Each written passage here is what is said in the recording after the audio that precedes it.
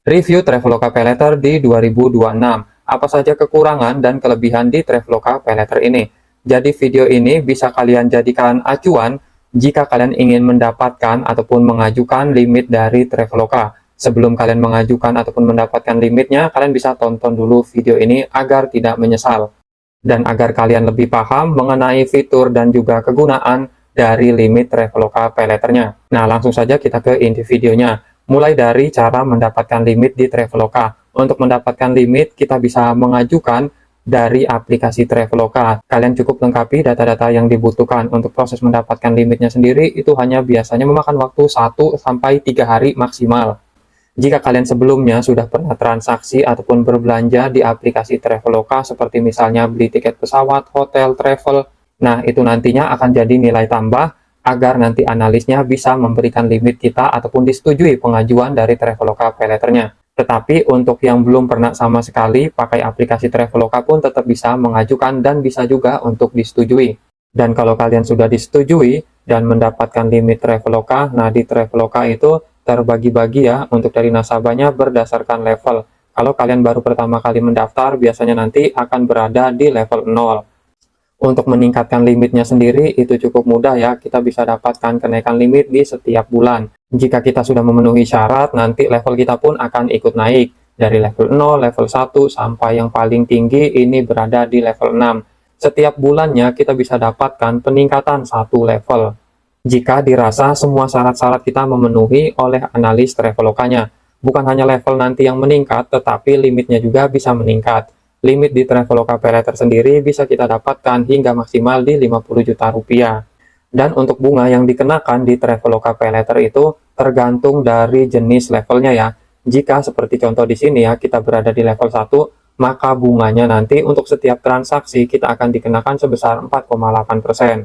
Tetapi jika level kita semakin tinggi, misalnya di sini saya akan berada di level 6, maka setiap saya transaksi dan jika ingin mengubahnya menjadi cicilan, maka bunga yang saya dapatkan itu jauh lebih rendah, yaitu sebesar 2,5% hingga maksimal di 3,7%. Dan untuk kekurangan dari Traveloka Paylater sendiri, itu limitnya terbatas ya untuk penggunaannya. Kita hanya bisa gunakan untuk transaksi berbelanja di aplikasi Traveloka saja. Dan kelemahan berikutnya di Traveloka ini mengharuskan kita agar lebih aktif menggunakan limitnya.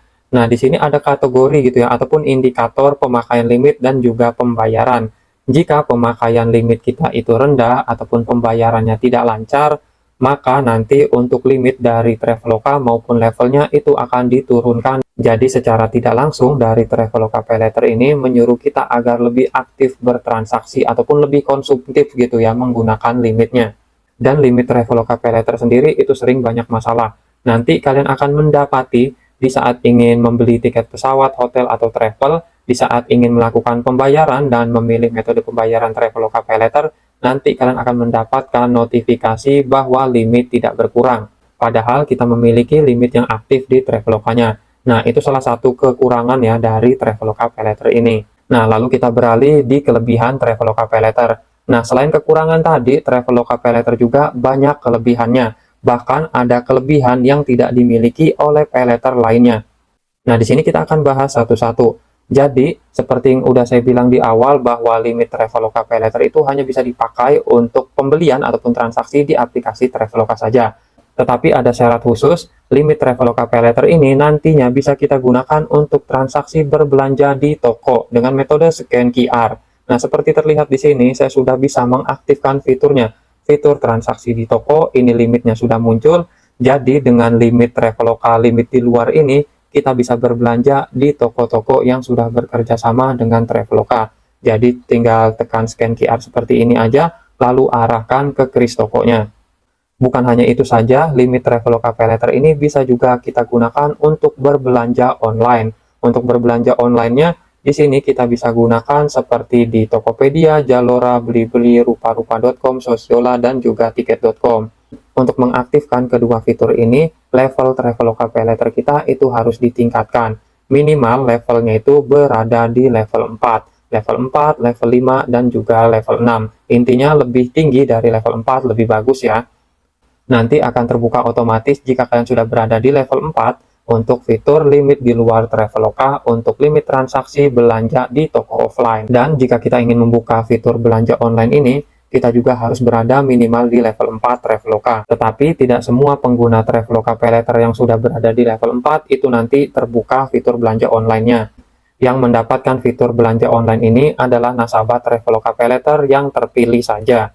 Nah, lalu kelebihan yang berikutnya. Nah, di sini ada yang namanya limit ekstra. Nah, limit ekstra ini merupakan limit tambahan yang diberikan di luar dari limit utama. Seperti contoh di sini tadi kan limit utama saya itu sebesar 18.900.000. Jika kita kurang untuk transaksi, kita bisa mendapatkan limit ekstra dan ini harus kita aktifasi jika kita ingin menggunakan limitnya, dan ada masa berlakunya juga yaitu selama 7 hari. Dan limit ekstra ini merupakan penawaran yang hanya diberikan ke pengguna Traveloka PayLater yang sudah berada minimal di level 4, level 5, dan juga level 6. Dan ada satu kelebihan lagi dari Traveloka PayLater ini yang menurut saya ini yang paling bagus gitu ya, di antara kelebihan-kelebihan lain yang udah saya jelaskan tadi, yaitu adanya fitur PayLater Card. Jadi nanti dari Traveloka PayLater ini kita bisa mendapatkan kartu fisiknya. Jika kita mencetaknya menjadi PayLater Card, itu nanti fungsinya akan jadi kartu kredit, yang mana PayLater Card ini bekerja sama dengan Bank BRI. Dan jika kita mengajukan PayLater Card, dan jika kita disetujui, maka limitnya itu berdasarkan limit utama dari Traveloka PayLater ini dikali 2 bahkan dikali 3. Dan PayLater Card-nya sendiri bisa kita gunakan untuk transaksi berbelanja baik di toko online maupun di toko offline. Tidak ada toko tertentu ya, hampir semua toko itu bisa. Dan limit dari PayLater Card-nya sendiri itu bisa kita tarik ya di mesin ATM. Untuk memunculkan fitur PayLater Card ini, kalian harus berada minimal di level 5 Traveloka PayLater. Lebih tinggi, lebih bagus. Apakah menurut kalian Traveloka PayLater ini layak dimiliki? Tuliskan pendapat kalian di kolom komentar. Terima kasih.